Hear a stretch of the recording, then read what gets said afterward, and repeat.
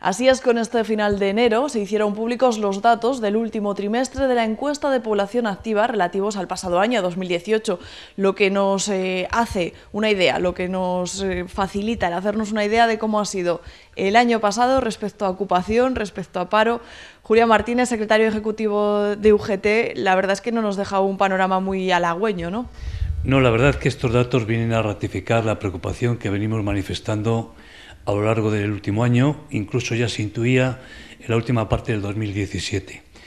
Nuestro mercado laboral está adoleciendo de una serie de defectos que se están haciendo crónicos, como son la muy alta temporalidad, la precariedad, y eso produce desinterés, falta de proyecto y pérdida, que es lo que se está viendo, de población activa que tiene que viajar a otros lugares para buscarse un futuro personal o familiar. En esa línea, ya la encuesta de población activa del tercer trimestre de 2018, que era un trimestre que debía haber sido positivo por ocupar los meses del verano, ya nos dio datos negativos y eso ya no era bueno.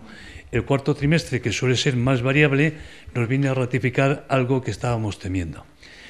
Que en Palencia, a pesar de que aumentan mucho los contratos, realmente son contratos que no se corresponden con trabajadores y trabajadoras. Son contratos lo que se agrupan varios de ellos en el mismo trabajador o trabajadora porque son de corta o muy corta duración. ¿Qué pasa con esos trabajadores que no tienen acceso al mercado laboral ni tan siquiera a esos contratos, que se tienen que marchar?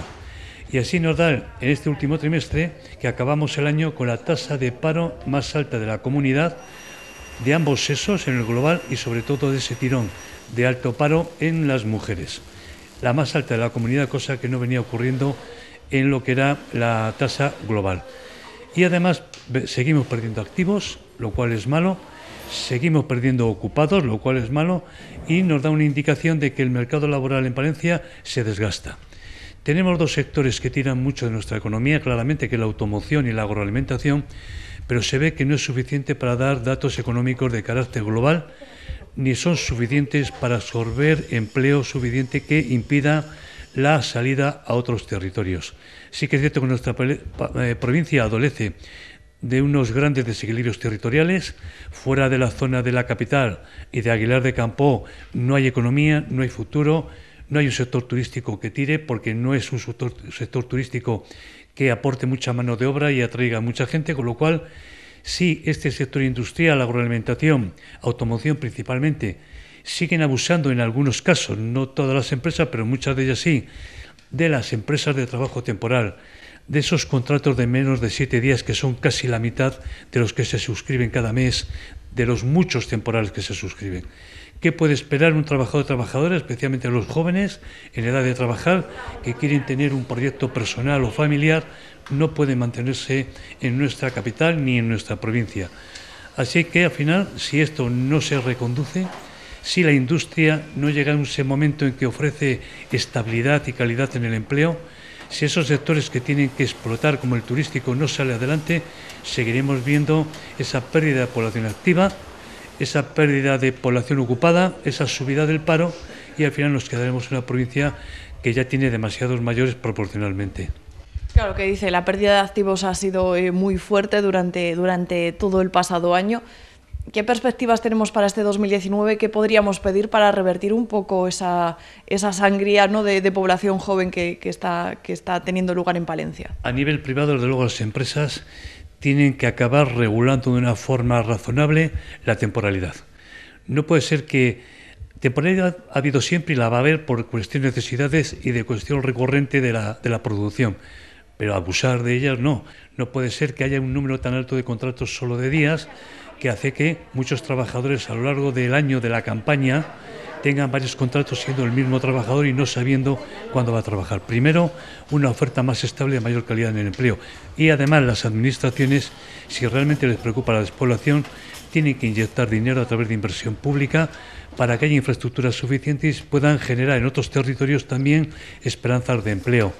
Si hay inversión pública, podrá pedirse que haya inversión privada, pero no va a haber la primera sin la segunda. ¿Cree que ese tipo de contratos inestables o de pocos días, etcétera, es lo que va a traer Renault con la recuperación de nuevo de parte de ese tercer turno de cara ya a abril? Hombre, lo que ya está claro que Renault, después de la crisis, y que creo que muchas empresas y la automoción, claramente van a contratar a demanda. Va a ser el mercado quien lo determine. Si hay una demanda fuerte, tiene que haber más producción, contratarán. Si esa demanda baja en cuestión de pocos años, de meses, bajará el empleo, como lo hemos visto aquí con el cuarto turno. Y eso va a ocurrir de ahora en adelante. Al menos hay una cosa que Renault viene haciendo, esperemos que no cambie a peor, que es su temporalidad son de obra y servicio de 6 meses con contrato de otros 6, que es la parte buena, que al menos una temporalidad que da un margen de criterio para quien lo quiere coger ese trabajo. ¿Cuál es lo malo? Que viene gente de fuera y se da cuenta que no le vale la pena mantenerse porque va a estar pagando un alquiler y algo que no le vale la pena estar en otro territorio. Con lo cual, siendo menos malo que los contratos de días, no es suficiente para atraer población joven que se asiente en nuestra provincia. Por eso, de alguna manera, si no cambia esa perspectiva, este próximo año solo veremos ratificar que nuestro mercado laboral se está aviejando, no tiene futuro y al final lo vamos a perder. Pues Julián, muchísimas gracias. A vosotros. Bueno, pues queremos ofrecerles también la visión de Comisiones Obreras sobre esos datos que nos ha dejado, como les decíamos, la encuesta de población activa que Luis González, secretario provincial de Comisiones Obreras, deja un poco margen a una buena interpretación de cómo van las cosas en Palencia. Sí, lamentablemente sigue dando la razón los datos cuando venimos reclamando y diciendo de que estamos perdiendo población, de que estamos perdiendo actividad, de que estamos generando empleo precario, y esta encuesta nos viene a decir justo eso. Somos la provincia peor valorada, en que peor salimos parada de Castilla y León, en cuanto a pérdida de empleo, en cuanto a pérdida de población y en cuanto a incremento de desempleados. Pero aparte, con un problema añadido. Estamos perdiendo realmente tejido industrial, y si perdemos tejido industrial, eso nos pone en un futuro un poco halagüeño, es decir, un futuro que va a seguir estando marcado por el incremento del paro, por el descenso de la población, y con un descenso de población que encima es más grave, porque la población que sale fuera está comprendida, de las 1.000 personas que hemos perdido en este año, mayoritariamente es población entre 20 y 35 años, es decir, los jóvenes, que son los que están saliendo fuera, y solo crece en el segmento de los mayores de 45, 50 y 80 años.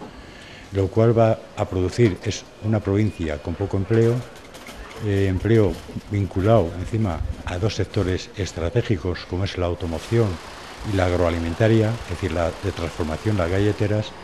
Es decir, nosotros seguimos pidiendo que se diversifique este tipo de sector industrial, porque en el momento que tosa cualquiera de estos dos sectores, que es lo que nos ha pasado en este año con la automoción, tenemos un problema serio. Con las galleteras nos está pasando parecido. Es decir, dependiendo de las grandes multinacionales, las grandes empresas de venta, es decir, Carrefour, otro tipo de grandes superficies, pues estas empresas lo están pasando mal. Y al final lo que produce es un mercado precario, con contratos vinculados mayoritariamente en el sector de las galleteras a las empresas de trabajo temporal.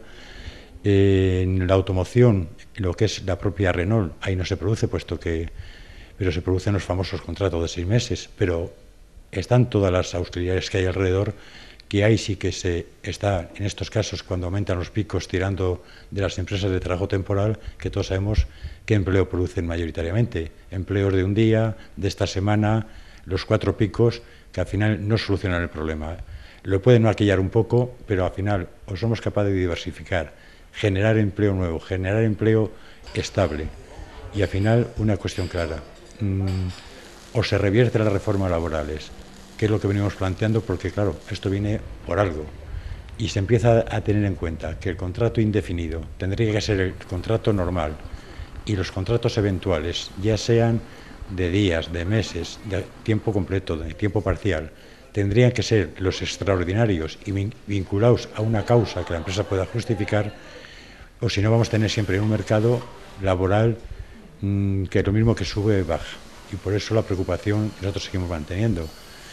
Hay que dar un cambio a esto, y para dar un cambio es necesario generar empleo, pero empleo de calidad, con unos salarios dignos que permitan a nuestros jóvenes y también, lógicamente, a nuestros mayores, no vamos a olvidarnos, pero sobre todo a nuestros jóvenes, permanecer en nuestra ciudad, porque si no tenemos jóvenes, vamos a estar en un punto de salida bastante peor que otras ciudades de cara a recuperarnos económicamente. ¿Confían que haya un cambio a medio o largo plazo, el posible cambio de gobierno, el punto de inflexión que supone pasar de una legislatura a otra podría ser beneficioso quizá para Palencia? Bueno, el cambio de gobierno municipal puede influir algo, pero tenemos que tener en cuenta que los problemas no surgen simplemente del gobierno municipal, vienen de más arriba. Es decir, de las políticas de empleo que puede hacer el gobierno municipal, al final son parches para solucionar los problemas coyunturales, pero depende también de las políticas de empleo que haga la Junta de Castilla y León, pero sobre todo también de las posturas que tome el gobierno central.